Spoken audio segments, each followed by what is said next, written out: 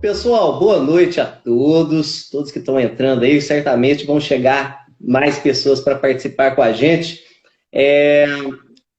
O título dessa live é o AI-5 e o legado da ditadura militar. Estão conosco aqui o professor Tiago Fidelis e também, logo em seguida, estará a professora Janaína Teles. Janaína não já entrou, viu, Adelino? Já entrou. Seja bem-vinda, Janaína. E sejam bem-vindos todos que estão presentes aí. Pessoal, vamos explicar primeiramente o objetivo dessa live, o porquê da temática. No domingo passado, nós tivemos no Brasil uma série de manifestações em favor do fechamento do Congresso Nacional e do Supremo Tribunal Federal. A gente sabe que nós vivemos num contexto marcado pelo negacionismo histórico. A gente também está aprendendo a lidar aí com as fake news difundidas pelos aplicativos, pelas redes sociais, algo que tem fugido um pouco do controle. E também sabemos aí do legado que a ditadura militar deixou para nós e que vai ser mais explorado aqui durante a live. Tudo isso leva a esse momento delicado, né, de até risco para a nossa democracia. Daí eu percebi um ibope muito grande nas redes sociais em torno da questão do AI-5. Tem gente que nem sabe o que foi o AI-5 e estava compartilhando e comentando, né? Tem até as brincadeirinhas, né? A pessoa acha que é um novo modelo de iPhone, né? O AI-5. Mas é preciso, então, resgatar essa temática e trazer à luz aqui a discussão, a reflexão sobre esse tema tão importante da história do Brasil e até para pensarmos no momento atual. Eu fiz uma postagem no Facebook indicando alguns vídeos que foram gravados pelo historiador Carlos Fico, que é o historiador, professor de História do Brasil da UFRJ, em que ele gravou uma série de vídeos sobre a ditadura militar. A partir dessa postagem foi sugerido uma live sobre o tema. Sabendo que no curso de História da UENG nós temos professores que têm ampla produção na área, nós temos aqui o professor Tiago, que pesquisa década de 50 e 60, temos a professora Janaína Teles, que pesquisa sobre a ditadura militar. Então, eu resolvi convidá-los e eles prontamente aceitaram participar com a gente para enriquecer essa discussão. Eu estou vendo aqui que nós estamos contando aqui, estou vendo o Josimar entrando aqui, vários alunos do curso de História, tá, que estão participando, vários alunos da UENG, professores do nosso curso e da UENG também, que vão poder acompanhar pelo chat, né, por esse bate-papo. A professora Janaína Teles está participando pelo bate-papo porque o Instagram não permite 3 pessoas ao mesmo tempo. Tá? O que nós vamos fazer? No segundo momento, o professor Tiago vai para o bate-papo e a gente chama a Janaína Teles aqui para participar ao vivo por meio do vídeo. Tá? Tô vendo algumas palminhas aí, vocês podem mandar coração, pode bater palminha aí, gente. E podem fazer perguntas, emitirem comentários, tá? Vão ser muito bom, muito enriquecedor para essa live, tá? Então, nós vamos adentrar na temática. Antes de chegar no AI-5, é bom, Tiago, a gente comentar um pouquinho do contexto histórico que foi implantada a ditadura militar. Nós sabemos aí que o golpe civil-militar, eu digo civil-militar porque contou com uma ala da sociedade civil que apoiou esse golpe de Estado. Nós sabemos que tem uma conjuntura por trás disso, toda uma série de acontecimentos que nos ajudam a compreender esses fatos. Como, por exemplo, entender de Guerra Fria, a Revolução Cubana, a influência dos Estados Unidos no nosso país, a Operação Brother Sun. Então, eu gostaria que você comentasse um pouquinho, a partir dos seus estudos, né, e também a produção historiográfica mais atualizada sobre essa temática. Comenta um pouquinho com a gente, por favor. Joia, Adelino, boa noite. Boa noite para todo mundo que entrou. Tá? Muito feliz, muita satisfação pelo convite. Também parabenizo publicamente o professor Adelino pela iniciativa. Eu acho que esse período estranhíssimo que nós estamos vivendo, tanto do ponto de vista de saúde pública como de política, né, tem muita coisa estranha acontecendo ao mesmo tempo, então é importante a gente ter esses movimentos para a gente conseguir refletir um pouco sobre alguns aspectos, sobre algumas perspectivas, né? Então, parabéns pela iniciativa. Professor, muito obrigado pelo convite, tá? Fico muito feliz em poder participar, compartilhar de alguma forma, embora, tá, já adiantando, quem vai falar com muita propriedade do AI-5, quem vai trabalhar com isso com mais calma, é a professora Janaína, que ela entende demais do assunto, tá? Uma das melhores especialistas hoje que a gente tem no Brasil em relação ao assunto em específico, né, esse período.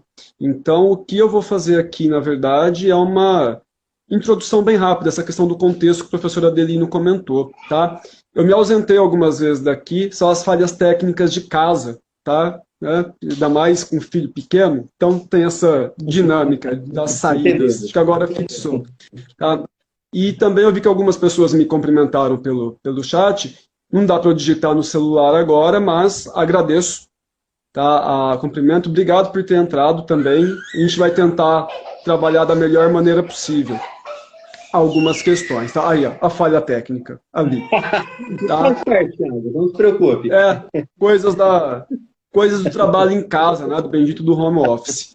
Então é o seguinte, vou tentar não extrapolar o tempo, até para deixar a professora Janaína depois falar com mais calma, tá? O último recado também.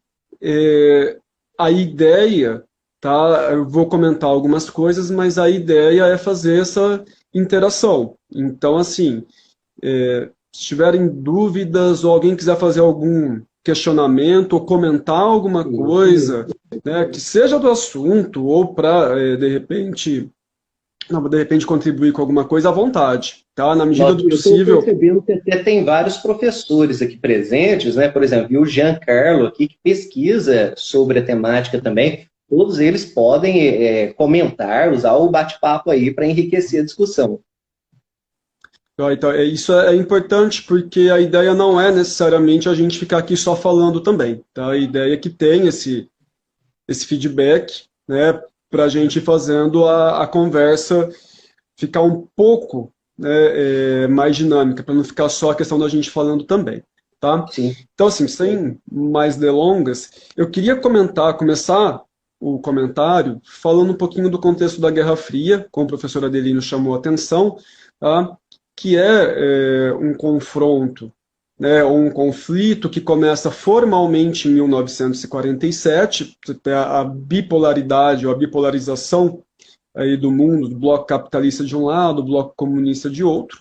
Tá? Então tem uma série de questões acontecendo no mundo desde o final da década de 1940, mas para a gente pensar em América Latina, que é o nosso contexto, tá? Tem um marco que eu considero fundamental para começar a pensar tudo isso, tá? Que é a Revolução Cubana, né? Como o professor Adelino também chamou a atenção, um movimento que acontece no comecinho de 1959, tá? E só para a gente situar, não vai dar tempo de comentar aqui, mas Cuba é uma região muito próxima dos Estados Unidos, né? Fica a menos de 300 quilômetros de distância aí entre a Havana, a parte norte de Cuba, com Miami, com o sul dos Estados Unidos, é muito próximo, né, geograficamente, e Cuba sempre foi visto como, né, uma espécie de estado mesmo, de província dos Estados Unidos, né? Inclusive, a formação histórica de Cuba enquanto país tem uma presença tanto cultural quanto política dos Estados Unidos muito forte. Então, você tem essa revolução em 1959, né, que Fidel Castro assume formalmente o poder, e 2 anos depois, em 1961, em 15 de abril, tem o início a invasão da Bahia dos porcos, que é a invasão, no caso, de grupos cubanos que estavam nos Estados Unidos, que foram financiados e treinados, na verdade, pela CIA, né? Então esse grupo tenta invadir Cuba para tirar Fidel, e no dia seguinte, no 16 de abril, o Fidel formalmente declara que Cuba adere ao bloco comunista, adere ao governo, aí no caso, não ao governo, mas à perspectiva comunista na Guerra Fria. Tá? E os Estados Unidos não consegue, a invasão da Baía dos Porcos não dá certo, o governo cubano continua, e isso acende o sinal de alerta para os Estados Unidos. Por quê? Porque se Cuba, que é um país que está do lado, muito próximo, que tinha, de certa forma, um domínio dos Estados Unidos ali na elite cubana, de maneira geral, e em parte da população, se lá aconteceu o que aconteceu, teve uma revolução e virou um governo comunista, não que a revolução em si fosse comunista, mas pela conjuntura acaba tendo essa aproximação, Então os Estados Unidos pensa, e o resto da América Latina?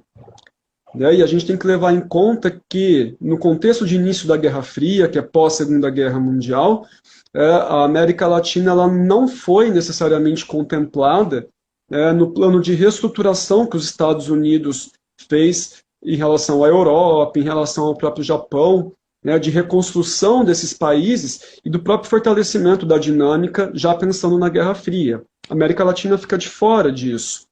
Então, quando tem a Revolução Cubana, isso acende um sinal de alerta. Tá? Para os Estados Unidos, exatamente porque não havia esse investimento. E eles começam a ter uma preocupação, e obviamente que os olhares se voltam para o Brasil, tá? Porque o Brasil era a maior economia, de certa forma era o país considerado hegemônico, o país mais forte da América do Sul. Tá? E a relação Estados Unidos e Brasil nesse contexto já era complicada, teve toda a questão relacionada ao governo Vargas, que culminou com a morte, culminou com o suicídio do Vargas em 54. Durante o governo do Juscelino Kubitschek também houve algumas questões, o Brasil chegou a romper com o FMI, e a gente tem esse episódio em abril, de Cuba, e aí 4 meses depois a gente tem a renúncia do Jânio Quadros aqui no Brasil. O Jânio Quadros ele deixa o poder, e um dos principais aspectos que leva o Jânio à renúncia, tiveram vários, tá? Mas dentro dessa questão que a gente está levantando aqui, tem uma pressão muito grande contra ele por conta da política externa independente, que é uma política que o Jânio estrutura de aproximação dos países do bloco comunista, não porque ele se identificasse, o Jânio Quadros, por si só, era extremamente conservador, moralista, não tinha proximidade com grupos de esquerda, muito menos com um grupo comunista, com grupos comunistas, na verdade. Tá? Mas o Brasil vivia uma crise econômica muito intensa, ocasionada principalmente no fim do governo Juscelino Kubitschek, a inflação num nível muito alto, havia sérios problemas de remessa, de produção, e aí uma das várias tiradas do Jânio, o Jânio Quadros comentava que o dinheiro ele não tem ideologia, ou seja, o Brasil precisava vender, precisava de renda, tinha produção para vender, não só para os países do bloco capitalista. Então você tem essa movimentação do governo que causa um incômodo nos Estados Unidos, e quando o Jânio Quadros renuncia, quem assumiria o governo, e acaba assumindo, é o João Goulart. O João Goulart apontado como herdeiro político do Vargas, um nome que causava muita polêmica exatamente pela proximidade com o Vargas, e parte do exército e parte de vários segmentos da sociedade civil tinham já declaradamente se oposto ao Vargas e ao seu legado varguista. O principal partido que tinha a bandeira aí do Vargas era o PTB, tá, que o João Goulart pertencia, inclusive. E quando tem a renúncia, o João Goulart estava na China, estava voltando, na verdade. Ele recebe a notícia em Singapura da renúncia do Jânio Quadros, e além da notícia da renúncia, ele também recebeu a notícia do manifesto dos 3 generais que comandavam as 3 bases do exército, os 3 ministros militares do Jânio, recebe a notícia de que esses 3 líderes representando uma parte do exército do alto escalão eram contrários à posse do João Goulart, por apontar essa proximidade dele com o legado varguista, com princípios aí, que seriam próximos à esquerda, próximos do comunismo, né? Então há uma ingerência, ou uma tentativa, a gente pode falar de maneira mais direta, de golpe mesmo, ou de intervenção militar, porque uma parte significativa do exército não tinha intenção em que o João Goulart assumisse. Então houve toda uma mobilização política, toda uma discussão. Né? Então, Thiago, isso é bom até para ficar mais claro para todos que estão acompanhando aqui que os militares não tentaram chegar pela primeira vez ao poder em 1964. Houve tentativas em 1954, em 61. Sim, e entre essas duas, em 55, né, a tentativa de evitar a posse do Juscelino Kubitschek e do próprio João Goulart. Tinha sido eleito vice do JK, depois foi eleito vice junto com o Jânio Quadros, né, porque na época a eleição não era casada, né, o voto para presidente e para vice eram separados. Então, bem lembrado, Adelino, na verdade, o que a historiografia atual trabalha, né, é que antes de 64, na verdade, culminou, foi um processo. Nós tivemos três, pelo menos, a gente pode listar pelo menos três tentativas aí explícitas de intervenções militares em governos democraticamente eleitos.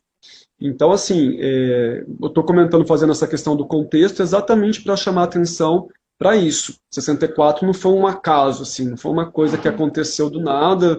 Um dia o Olímpio Mourão acordou e falou, não, vou marchar e vamos tomar o poder. Foi um processo muito longo, tá? E o João Goulart, ele assume, ele consegue voltar para o Brasil e assume o poder em 7 de setembro, mas sob o regime parlamentarista. Tá? E aí o João Goulart deveria ter governado até 1966, mas há toda uma movimentação, tanto interna, tá, de vários setores da sociedade brasileira, quanto externa, principalmente dos Estados Unidos, para que o João Goulart não tivesse, aí no caso, uma certa liberdade, tinham muito medo internamente que o João Goulart, mesmo não sendo comunista, desse um apoio para governos de bases comunistas, tá? E os Estados Unidos sempre com Cuba em mente, sempre com a ideia de que o Brasil poderia virar a nova Cuba. Já tinham notícias de ligas, de grupos guerrilheiros sendo organizados no Nordeste do Brasil, que depois foram organizadas nas ligas camponesas. Então havia esse temor, isso que eu estou falando dos Estados Unidos, que até aí, início da década passada, o meio da década passada, eram considerações que a gente colocava, agora me fugiu o ano exatamente, mas foi no meio da década passada, na verdade, que vários documentos da defesa dos Estados Unidos foram liberadas, que são processos comuns que os países fazem, né? Normalmente uma documentação fica algum tempo sob proteção, depois ela é liberada, ela pode ser consultada. Aí nesse lote que foi liberado, tinham documentos relacionados ao Brasil. Então, assim, isso é tudo documentado, fica muito claro que havia uma preocupação muito intensa com o Kennedy, depois com o Johnson, uma preocupação muito grande com a situação brasileira, tá? Com o João Goulart, principalmente. Tá? Tiago, o Claudinei é professor de História também. Ele está perguntando qual que é a relevância na atuação política do Leonel Brizola na década de 60, em 1960. Eu vou fechar esse raciocínio dos Estados Unidos, aí eu coloco o Brizola. Eu vi a pergunta também, que eu vou fazer Segura aí, Claudinei, que o Tiago vai responder. Sim, eu vi. Tá? Só para comentar rapidinho, o que acontece então? Tem essa perspectiva, né, que os Estados Unidos vai se preocupar, inclusive tem algumas obras que tratam com isso. Uma que eu acho muito interessante, até fiz uma resenha dela para a revista da pós da PUC, é um livro do Flávio Tavares, chama 1964, O Golpe. Tá? É um livro. O Flávio Tavares, ele não é um historiador, ele é jornalista, tá? Mas é um jornalista que presenciou os fatos. Ele era colunista do jornal Última Hora, ele morava em Brasília quando acontece, né, todo o contexto de 64, né, então ele estava acompanhando em loco o processo e também o acontecimento em si. Então, o livro é uma mistura, na verdade, de memórias dele com a análise histórica. Ele analisa esses documentos, tá? Então, é um livro que trabalha muito bem com essa perspectiva. E o filho dele, o Camilo Tavares, lançou nesse mesmo ano um documentário chamado O Dia que Durou 21 Anos. É um documentário que eu acredito que bastante gente já tem assistido. Quem não assistiu vale bastante a pena. Tem disponível no YouTube, de graça, é bem fácil de encontrar. E é um documentário em que ele, na verdade, dialoga com a obra do pai, né, que se fala da questão do golpe, da questão da ditadura, mas, tá, na verdade, o foco do documentário mesmo, principalmente na primeira metade, é essa documentação dos Estados Unidos. Tá? Então, há essa conjuntura externa, e das questões internas, a gente tem uma série de acontecimentos, tá, que no fim das contas, o João Goulart ele vai perdendo apoio, paulatinamente, tá? Chega num ponto em que ele, de certa forma, fica isolado politicamente, embora ele ainda tinha apoio, tá? E ele sofria uma certa pressão, tanto de grupos da direita como de grupos da esquerda, né? As pressões relacionadas aos grupos de direita já são bem documentadas, já são bem estudadas, né, que a gente já comentou, tem a questão do Exército, tem a UDN, que era o principal partido de oposição, tem o chamado complexo IP-Zibad, como o René Dreyfus comenta, né, que é um grupo de empresários que criam esses órgãos para produzir material, tanto de divulgação como material mesmo, político contra o João Goulart, associando ao comunismo, associando aos grupos de esquerda, tá? E do ponto de vista da esquerda, havia uma pressão para o João Goulart radicalizar um pouco algumas medidas, principalmente as reformas de base, uma vez que, tá, esses grupos percebiam que a direita vinha num processo de radicalização muito forte, tá, e com financiamento dos Estados Unidos, que na época era uma suposição. Com os documentos que eu comentei, com o livro, fica muito claro que houve, tá? E houve, aí, no caso, um financiamento muito grande, tá? Foram milhões e milhões de dólares investidos aqui no Brasil para isso. Então, esses grupos de esquerda vão se movimentar, né? Como o professor Claudinei tinha comentado, tinha perguntado, o Brizola, que é cunhado do João Goulart, talvez era o principal nome nesse aspecto, né? E que até ele teve problemas com o João Goulart, nesse sentido, né, de dizer, olha, nós precisamos, aí no caso, radicalizar o processo. Né? O Leonel Brizola chega a propor, Thiago, já em 64... 5 minutinhos, hein? 5 minutinhos. Vai dar certo.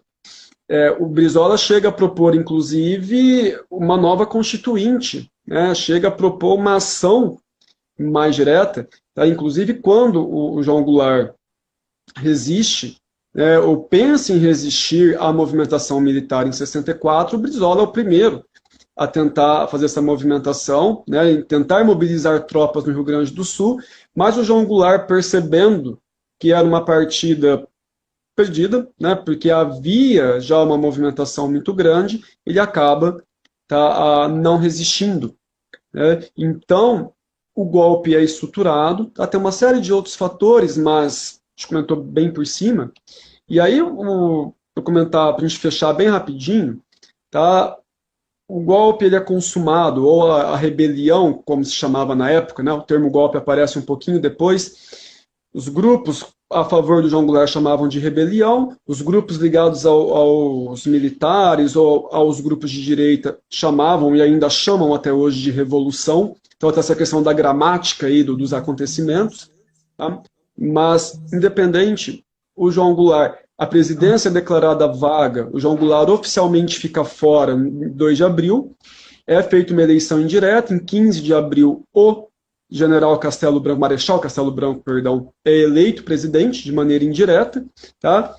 E grande parte dos grupos que apoiaram a ditadura militar trabalhavam com a ideia de que seria uma transição, tá, de que o Castelo Branco assumiria até o final do mandato do João Goulart, né, que seria dia 31 de janeiro de 1966, e que ocorreriam eleições normalmente em 1965, inclusive, tá, já tinham candidatos. Né, o Juscelino Kubitschek era apontado como favorito, né, voltaria à presidência, tinha o Carlos Lacerda, talvez o principal líder civil do golpe aí em 64, o Adhemar de Barros, também um nome importante em São Paulo. Tá? E aí, para fazer a ponte com a fala da professora Janaína, tá? O mandato do Castelo Branco não foi até dia 31 de janeiro de 1966, foi até dia 15 de abril de 1967. Então, conforme o governo Castelo Branco foi acontecendo, começou a ter os primeiros desdobramentos, os primeiros atos institucionais, ficou muito claro, tá, que o exército que acaba tomando a frente, embora seja um golpe civil e militar, tá, o exército toma a frente do processo, fica muito claro que o governo não é de transição. E como o título do documentário do Camilo Tavares aponta, o que era para ser uma coisa transitória dura 21 anos. Tá? Então é nesse processo em que parte da sociedade civil que apoia acreditava que fosse uma coisa transitória e não foi, né, os militares acabam se arraigando no poder, que aí começa a ter essas movimentações dos atos institucionais, tá? E o primeiro já é logo quando os militares tomam o poder, né, a primeira junta militar, começa a cassação de todos os opositores, até chegar no quinto, que é o ponto central, no final de 1968, que aí é apontado como, de certa forma, a consolidação, né, se não a consolidação, pelo menos o aferrecimento da ditadura por si só. Tá? Então, assim, de maneira bem resumida, esse é o contexto aí dos acontecimentos. Excelente, Tiago. É muito importante entender toda essa conjuntura e que você explicou assim, de uma maneira breve. É claro que daria aí uma explicação de uma hora, né? Você sintetizou muito bem. A gente vê como que o discurso político em torno da implantação do comunismo no país, ele também não foi novo naquele contexto. A gente viu em 1937 com o Plano Cohen, em que é implantado o Estado Novo do Getúlio Vargas, e a gente vê até no período pós-redemocratização, né, pós-ditadura, esses discursos políticos voltarem. É bom lembrar também que quando o presidente do Senado declarou a vacância da presidência da República, o João Goulart ainda estava em solo brasileiro. Ele ainda era o presidente da República, né? Então, assim, teria muitos outros acontecimentos para a gente desenrolar aqui, mas o tempo é limitado demais, né, Tiago? Uma última coisa, Adelino, em relação a essa questão do João Goulart, uma curiosidade que tem a ver com a questão de memória, um ponto importante. No final de 2013, na sessão de 18 de dezembro, na sessão em conjunta da Câmara e do Senado, essa sessão do Auro de Moura Andrade, né, que ele presidiu, essa questão da vacância, ela foi anulada. Né? Então foi feita uma devolução simbólica do cargo do João Goulart. E até a Dilma, que estava no cargo na época, estava lá na sessão, né? Ela também comentou um pouco. Então, assim, são questões simbólicas, mas que remetem, né, a questões do nosso mundo atual. Naquela época ainda estava se desenhando, né, algumas questões e que hoje fica muito claro, né, algumas perspectivas, ou de certa forma esse projeto autoritário que está começando a aparecer, ou que está aparecendo com mais clareza, né, agora para nós aí no caso. Isso mesmo. Eu sei que todos estão adorando aí a fala do Tiago, né? Muito rico em conteúdo, mas nós fizemos um combinado de transitar aí entre a fala do professor Tiago e da Janaína Teles, que é também professora do curso de História da UENG. Então nós vamos fazer essa transição agora. Podemos, Tiago? Claro, claro. Estou curiosíssimo para ver a fala da Janaína. Agradeço demais e continua aí no bate-papo, contribuindo aí com os seus conhecimentos. Muito obrigado, Tiago. Imagina, que agradeço. Vou pedir agora para a professora Janaína Teles dar um tchauzinho, um joinha aí, digita alguma coisa, Janaína, para eu te adicionar.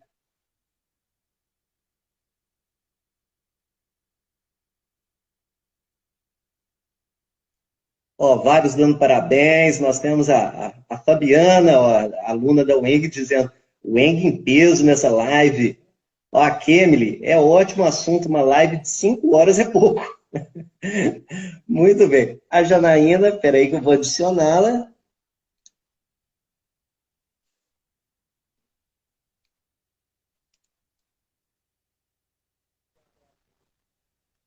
Olá, Oi, Janaína. tudo bem? Tudo bem? Dá para ouvir direitinho? Sim, eu estou ouvindo bem. Excelente. Tá. Janaína, nós vamos dar continuidade a essa discussão. O professor Tiago, então, ele falou desse momento do golpe civil-militar, da implantação da ditadura militar, e agora nós vamos nos aproximando aí do tema central da nossa live, que é o AI-5. É importante a gente saber ressaltar aqui que a ditadura militar ela foi marcada aí por uma implantação de censura, até mesmo autocensura. Há 2 anos atrás eu orientei um TCC no curso de História da aluna Mariana, que a gente estudou o jornal Sudoeste aqui, e a gente viu o posicionamento do jornal em meio à ditadura. E é interessante como que em muitos jornais se praticava também a autocensura. Né? E foi um contexto também marcado por perseguições políticas, por muitas prisões. Muitos se exilaram, muitos intelectuais, artistas, políticos. E também muitas torturas foram praticadas nesse contexto. Eu gostaria que você comentasse sobre esses acontecimentos até a gente chegar no chamado AI-5. Bom, antes de mais nada, eu queria agradecer o convite. Achei a ideia super importante, necessária.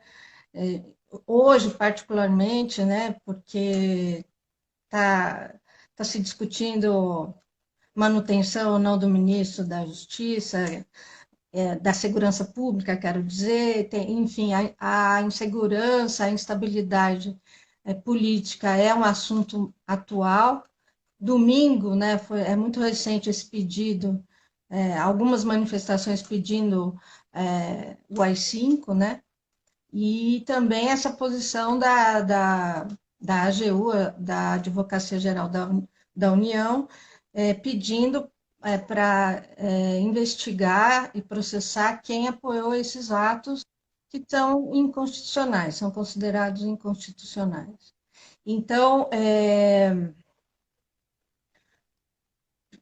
são muitos aspectos que foram levantados, inclusive por você.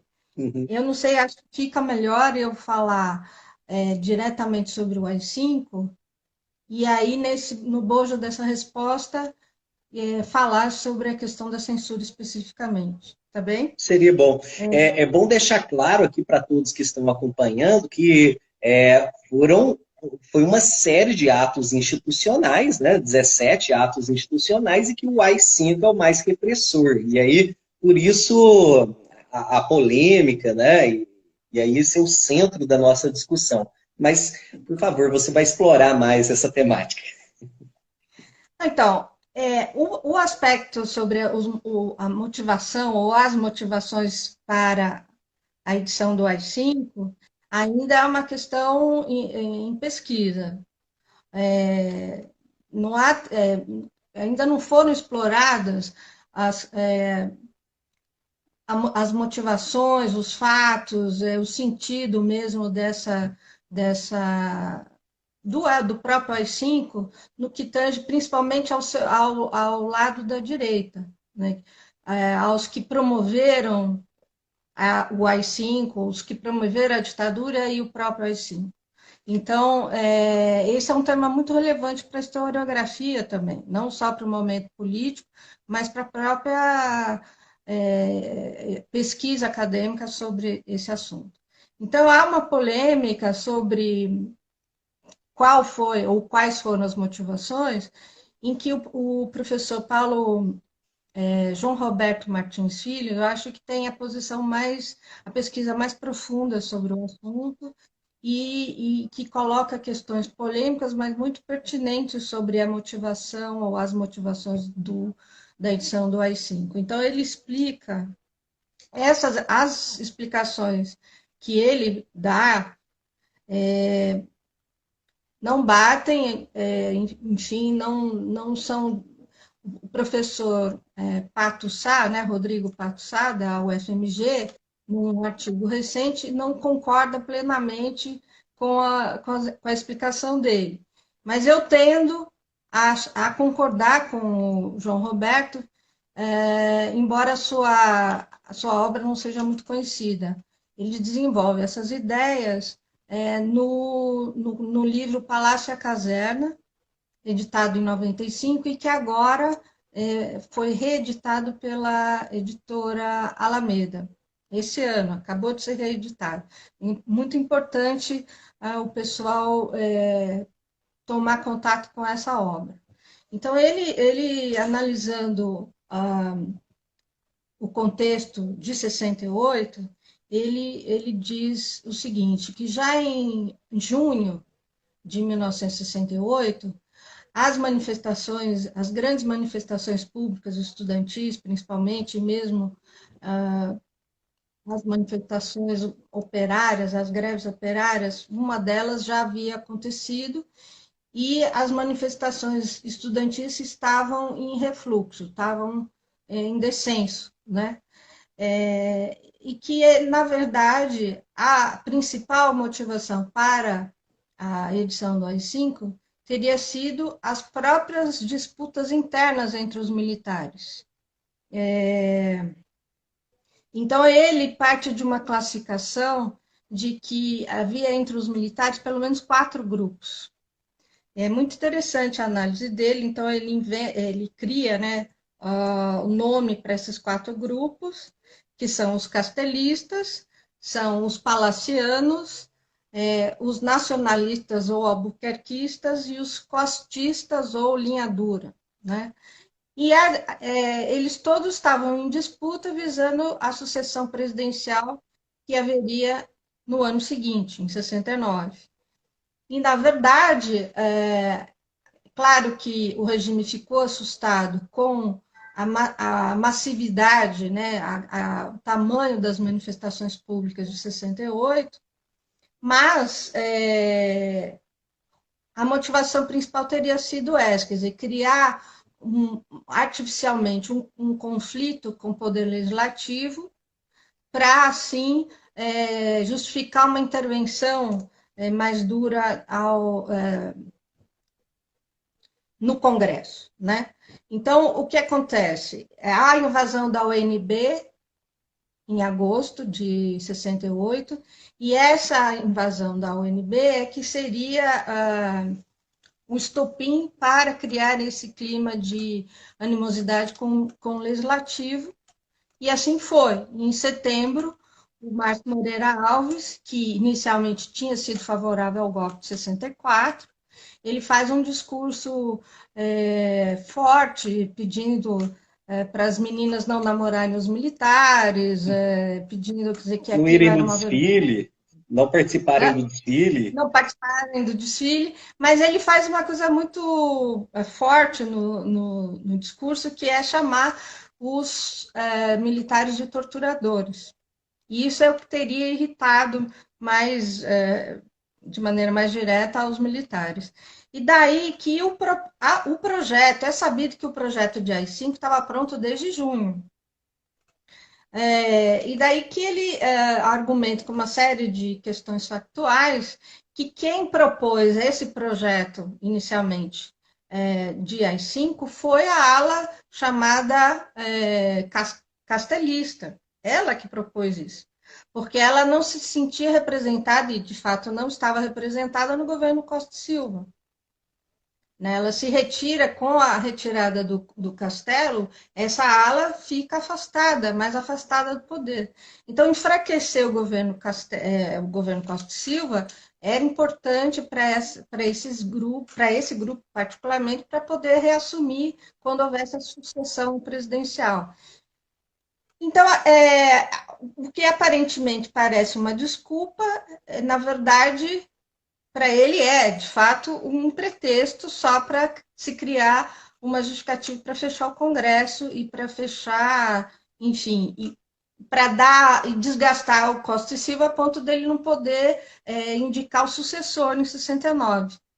E, de fato, ele vai fazer uma série de explicações e dizer, olha, ao fim e ao cabo, os nacionalistas e os costistas, os duros, né, eles vão ser os últimos a aderir a essa proposta de AI-5 quando eles veem que não tem, que há realmente um desgaste muito grande, há um medo de descontrole, né, do processo, porque o Congresso, a Casa, né, parlamentar, se rebela contra o regime na medida em que não aceita o pedido de cassação do Márcio Moreira Alves, e aí se tenta o que o Costa e Silva tentava, pelo menos ao nível do discurso, que era uma negociação com setores liberais e da classe média que estavam se afastando do regime nesse momento, se opta por, em vez de uma aproximação amigável com esses setores, simplesmente reprimir esses setores e enquadrar todo mundo de uma maneira repressiva, dura mesmo, né? Através de cassação. E aí, então, no dia 13 de dezembro, é editado o AI-5, que, entre outras coisas, permite o fechamento do Congresso, né? Permite que O fechamento do Congresso, ele veio, de fato, foi com o ato complementar, número 38, correto? Que veio. Eu não Foi, sei se é o número 38, foi, mas você pesquisou. foi. Porque o AI-5 ele permitiu o fechamento e logo em seguida veio esse ato complementar que de fato fechou, né? E ficou até outubro de 69 fechado. Quase um ano. Mas, enfim, ele permitia, né? Ele acaba com como é que chama? Os ministros do Supremo podem ser retirados, né? Acaba com a Ixi, é difícil falar essa palavra. Quer dizer, os ministros do Supremo, que são permanentes, né? Assim quando eles são escolhidos, eles só saem depois de 70 ou Acaba 75 com a anos, imunidade. acaba e eles podem ser demitidos ou aposentados a qualquer momento a partir do AI-5, né? Então eles a operação limpeza que tinha começado em 64 de retirar todas as pessoas e grupos envolvidos com o governo anterior da burocracia do Estado, ela é complementada a partir do AI-5. Mas o que também não se fala muito, e que eu acho que é importante, é que o AI-5, ele diz no seu último artigo, no artigo 11, que qualquer ato feito em nome do AI-5 não é passível de apreciação judicial. Então, todo mundo que torturasse, que matasse, que, enfim, que fizesse qualquer coisa ilegal, mesmo aos olhos da legalidade de exceção, da ditadura, não poderia ser julgado, né? Então, ele cria um padrão de impunidade muito alto, o AI-5. Isso é muito importante. E nos remete a esse termo, né, que é essa proposta, por exemplo, do presidente Jair Bolsonaro de falar de, como é que ele chama? De que o projeto contra o crime incluía essa proposta de que os policiais que matassem alguém em ação, né, no trabalho, eles estariam isentos de análise judicial, né, estariam isentos de serem julgados por esses crimes. Então, esse espírito de manter as forças armadas e as forças militares fora do olhar do cidadão, né, dos outros poderes, da justiça ou do legislativo, ele é algo que o AI-5 representa em toda a sua plenitude, né? E ele, então, ele de fato cria, consolida uma estruturação que vinha sendo feito Ó, desde o Claudinei o está lembrando excludente, aqui, Janaína, excludente de o licitude. excludente de licitude, exatamente. Quer dizer, o AI-5 é o protótipo do excludente de licitude, né? Ele é um legado que ficou, que tem ficado, que tem permanecido junto com a Polícia Militar. A Polícia Militar é o principal legado da ditadura.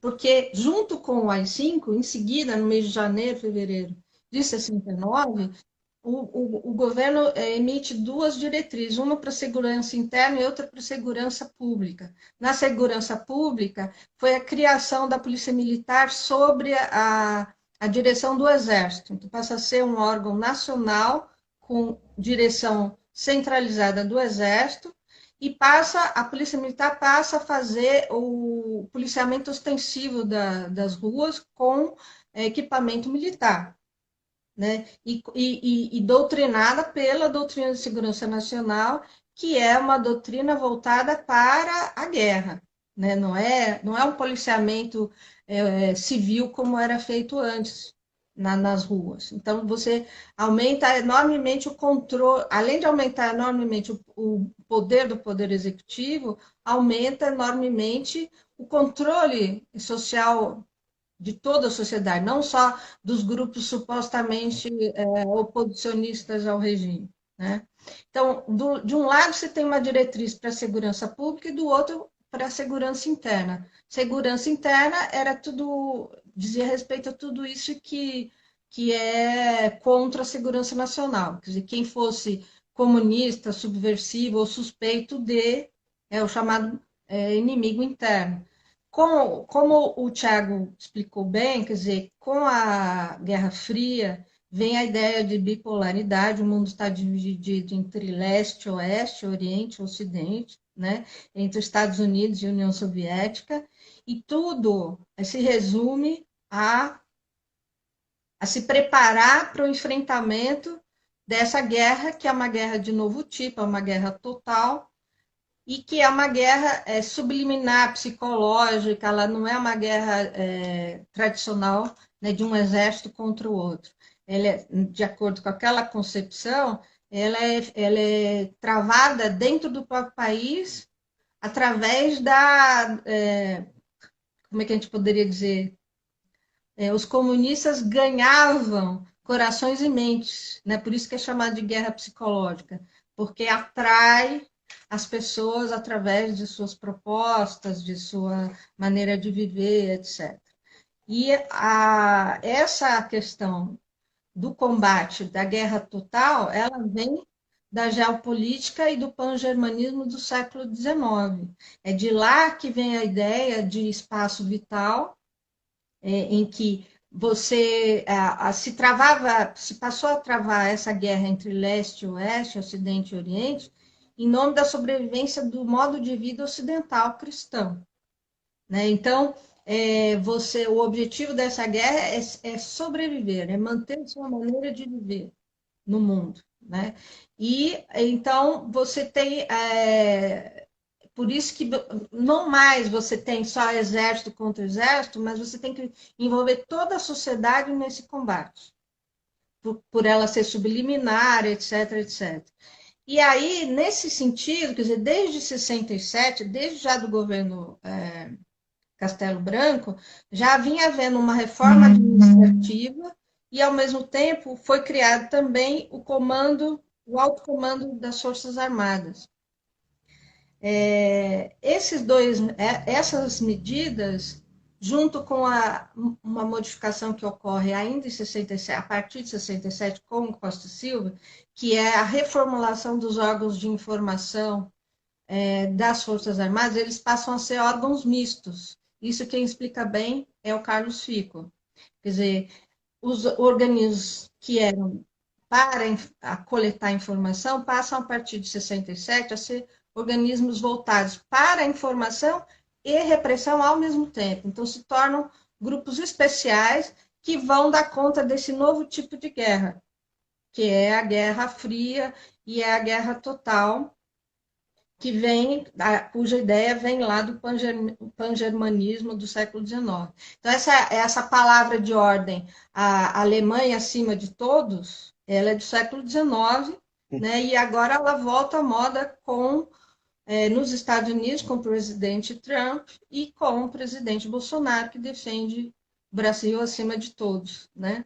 Então, nós estamos vivendo uma nova modalidade dessa bipolaridade. Só que hoje em dia a coisa é mais difusa, é nós e eles.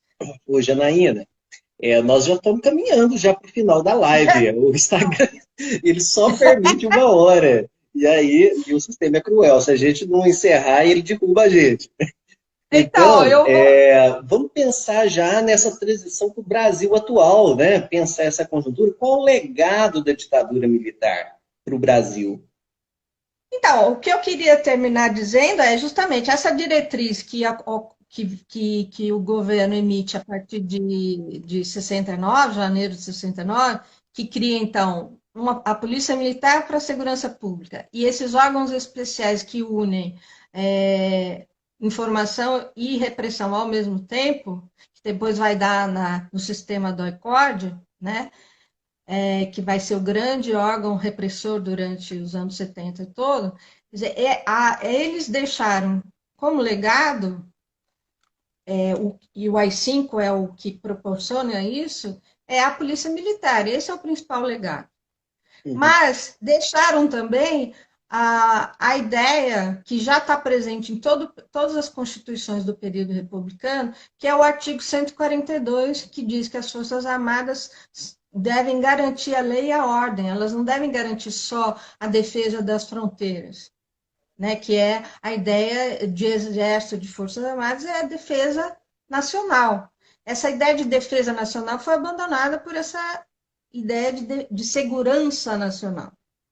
E aí a gente vê que a Lei de Segurança Nacional, que agora a Advocacia Geral da União está usando para abrir o processo contra as pessoas que organizaram os atos de domingo, eles estão usando a Lei de Segurança Nacional de 83, que é ainda um legado da ditadura militar.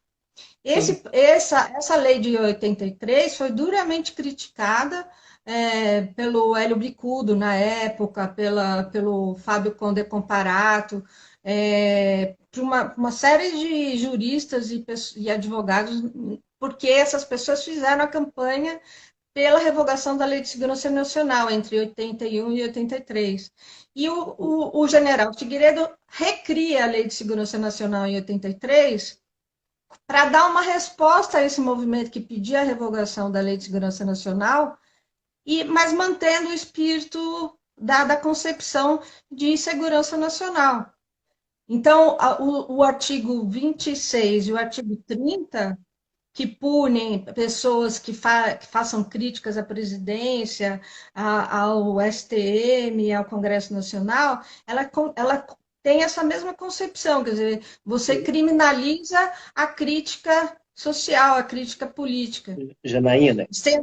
Nós já temos no Código Penal figuras que garantam tanto a defesa da Constituição quanto a defesa do cidadão. Quer dizer, nós não precisaríamos de uma lei de segurança nacional.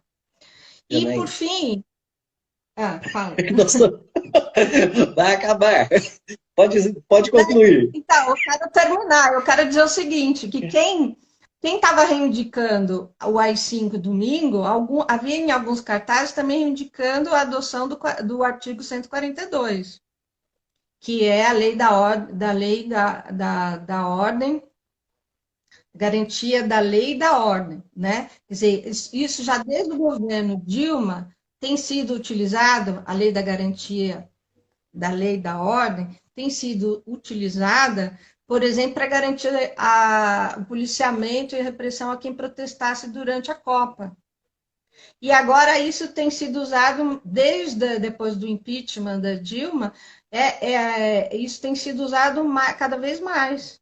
E aí você vê grupos ainda minoritários indo para a rua pedir esse tipo de intervenção militar, né? Então, para isso tudo para dizer que se a gente não avaliar com profundidade, com seriedade, todo o legado da ditadura, nós vamos continuar reféns desse legado da ditadura, né? Então, se a gente tiver, por exemplo, a Comissão da Verdade pediu a revogação da Lei de Segurança Nacional de 83 e ninguém fez nada. Agora ela está sendo usada para punir os que pedem AI-5, mas ela carrega em si mesma essa mesma concepção de que você tem que criminalizar a crítica política.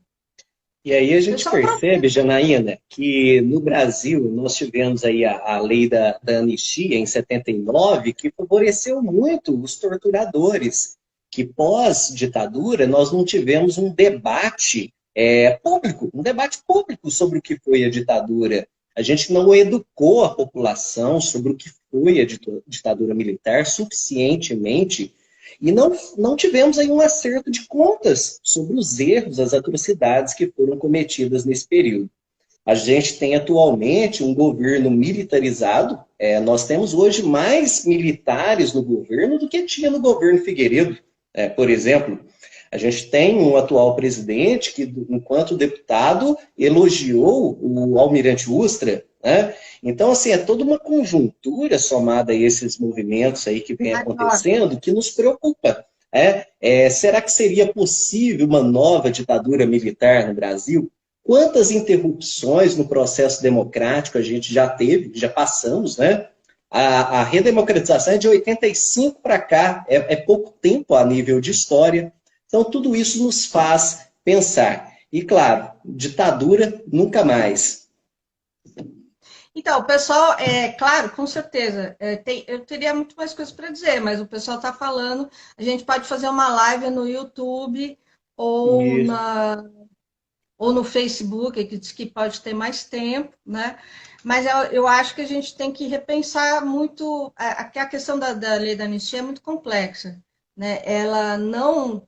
Há toda uma discussão jurídica que está sendo feita no STF que interpreta que ela não anistiou os torturadores. Se na prática eles não foram julgados, o texto da lei também não diz que eles estão anistiados. Então, isso é uma discussão que ainda está sendo feita no STF. Não sei quando será feita, porque... Precisaria acelerar. Janaína, nós temos aí 15 segundos. Eu quero aproveitar para agradecer a sua presença, tá? Agradecer ao professor Tiago por aceitar o convite prontamente. Adorei as explicações dos dois. Acredito que todo mundo que participou